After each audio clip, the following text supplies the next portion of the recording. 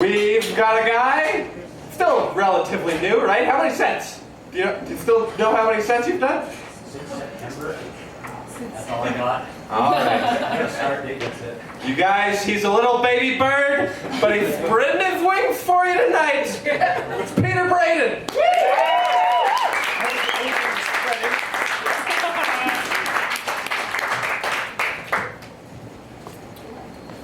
It's going to work out Betsy, so you stay in there.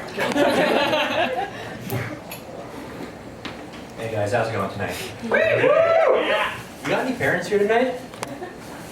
What? We got, okay, one. Good. Everyone else is being responsible, not abandoning their kids at home. Good. Follow-up question to that is usually, do you love your kids? But I think we got our answer. You know, I'm at that weird age now. All my friends are having kids, and it's weird because the way they talk about their lives before they had kids is the same way refugees talk about the old country before the war. You know, they're just like, before they came, everything was beautiful. We had freedom. And then everything was destroyed. Everyone suffered so much. The things we had seen and had to do. Yeah. But kids give you insight into their parents though, because what parents brag about, you really tell about their kids, is what they really value. I mean, my friend's a doctor, her husband's an engineer, and when they brag about their kids, it's always about how smart he is. He's like, oh, he's so smart. He knows all his colors and shapes, and he can figure things out. He's got such a wild vocabulary for his age. And I'm like, okay, hey, if I say fuck, will you repeat it? You know, whereas like my sister, her and her husband are both national athletes, so they're all about, you know, how good their kid's doing in like physical stuff. It's like, oh, he's really big for his age, and he can throw a ball so well, you know, and he walked at a very young age. It's like, okay, I guess. If I say fuck, will he repeat it? The answer is yes. You know, or you get other parents, you know, they value ignorance because they put their kids in homeschool. So I have not come across a homeschool kid that wasn't weird. Like, and I can understand why that is, because they have parents that are like, you know, an institution run by professionals who are certified that know what they're doing. No, I'll keep my kid at home all day and teach him that Jesus fought dinosaurs and invented gravity. You know, that's going to work out well for him. You know, and it's like, but we had a homeschool conference here in Alberta a few years ago, and you know who the main speaker was, their keynote guy?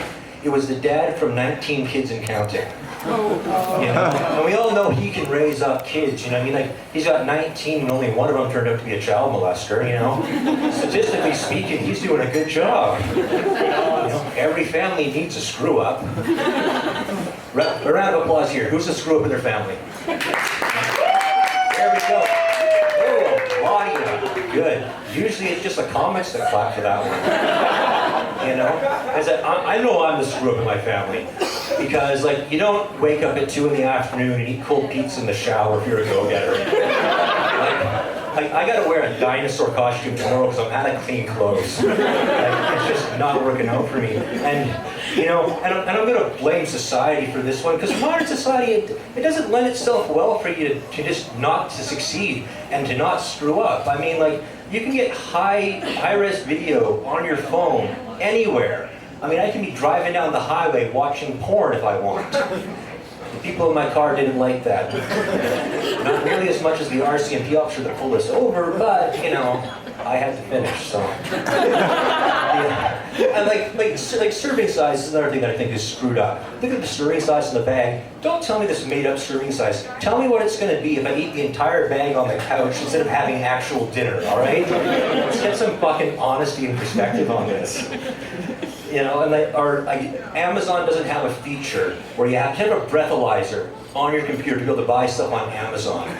Too many people have gone out and like spent their rent money on shit on Amazon and then forgot to create express shipping, so they get evicted before it even shows up. You know? But you know, I gotta get political for a second though. You know, I think there's some things that we need to discuss. You know, some things I think, given recent events, we need to do a bit of rebranding, some renaming. One that comes to mind specifically is I want to rename the sex move the Cosby sweater. Anyone know what the Cosby sweater is? I know you do. For those of you that don't know, when two people love each other, and one of them eats 3 to 4 bowls of sugar cereal and then vomits on the other person's chest, thus creating a Cosby-like sweater. You know, it takes all types, don't judge. But I gotta say, I don't want to be thinking about, you know, a rapist while I'm vomiting on my lover's chest. Like, that just brings me out of the mood. I can't do it. You know? Some other stuff that's going to be like, we're probably supposed to be getting medicinal marijuana now and recreational marijuana, so, yeah, well, yeah, anyone here actually have a weed card? Anyone? No one. Okay, I gotta find someone else to do me a favor later. But like, I think that's a good first step. We're getting medicine for people that need medicine. But I think we can go a little bit farther with that. There's other things that should be medicinal, say prostitutes. You know, I think we should start getting some medicinal hookers. And I think this is coming from science, because orgasms help prevent cancer. Skin-to-skin contact reduces anxiety, it helps to treat depression. This is a good thing. I think the only reason we wouldn't get traction with this is no doctor wants to have an awkward conversation with a patient like, I need a prescription blowjob. Just not gonna go well. And I got a stake in this with medicinal stuff. I'm a 3-time cancer survivor. So, again, anyone meet me around back if you're willing to offer pity sex later.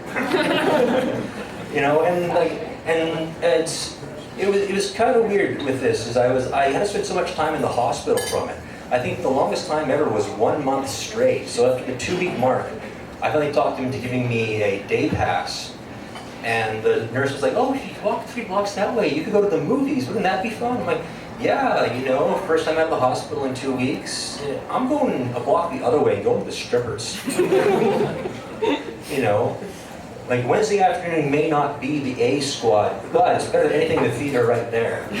So, the problem is that he'd been in the hospital for a long time. It's a very sterile, bland environment. You walk through the doors to a strip club and you're hit with this wave of, technical term I think is pussy stank. and I'm not saying it's not a good thing. Like, I'd bottle it and take it with me if I could. It's just a touch overwhelming. You know, but you know, cancer wasn't all, you know, strippers and fun. Like, I had to do some pretty, you know, scary stuff. Like, a chemo was really scary. One time the nurse, she comes in, she's wearing a smock, double gloves, and a face shield. But she's gonna be working a drill press or a wood lathe. Like, don't worry, you'll be fine. I don't believe you. I know. So I read down what this medication is for, and it's like, hey, it may cause nausea, fine. You know, may cause hair loss, all right, fine. Keep reading. May cause cancer. What the fuck?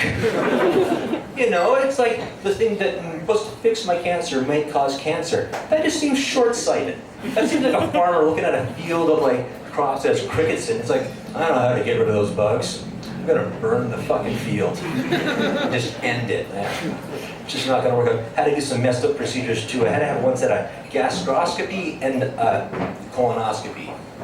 Now, if you're not medically savvy, if a procedure has the word oscopy in it, it means you're gonna have a bad fucking day. Put a camera in a long tube, and they're gonna jam it into some hole in your body to get a look inside. So to prep for that, they give me a gas can of laxative. I'm not shitting you, a gas can of laxative that they want me to drink all of.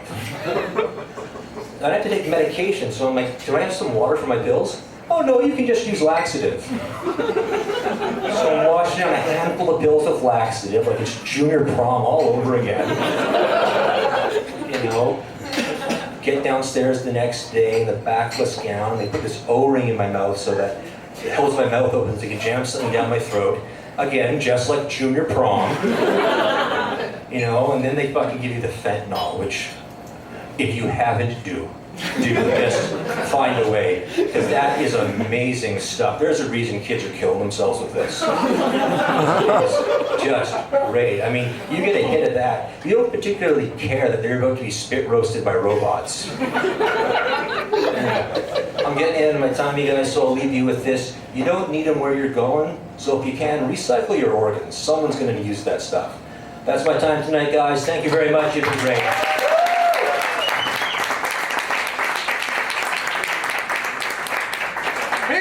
you guys. Please, quickly, just for the people working for you, pouring your drinks and everything. BJ and Shay behind the bar. Jeff running the sound. Cafe Koi, I love doing shows here, so thank him for that. Jeff was saying during Peter's homeschool joke that he was offended by that, but that was before the cancer stuff, so I let him know you're not allowed to be offended. He's a cancer survivor. You'll figure it out. It's a ranking thing. Anyways, you guys, coming up next.